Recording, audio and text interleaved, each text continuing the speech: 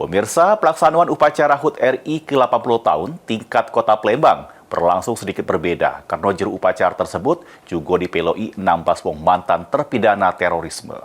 Menyesuaikan pasukannya di depan. Lencang depan!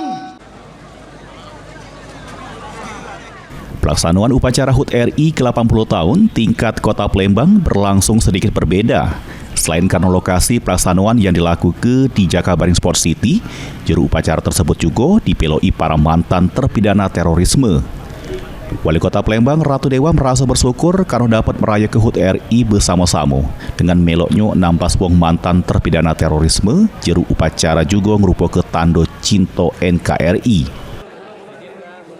Benda syukur ya, mereka dapat merayakan bersama-sama para napi. Ini adalah sebagai bukti dan tanda bahwa mereka cinta akan NKRI dan juga mereka bisa bersama-sama kita memperingati berupa upacara bendera pada hari ini. Ada berapa napi Pak yang ikut hari ini? Hari ini ada 16 napi ya. Oke ya teman-teman ya.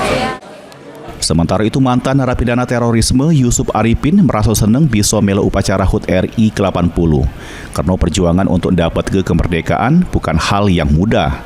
Selain itu dengan melo upacara ini merasa diterima lagi tanpa jingok perbedaan. Tahanan teroris. Bisa mengungkapkan rasa nasionalisme Bapak di hari ini?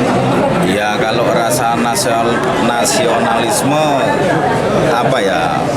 kita bisa bergabung, bergaul bersama-sama seperti itu.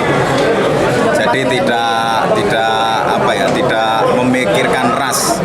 Ini dari golongan ini dari golongan ini. Jadi seperti itu.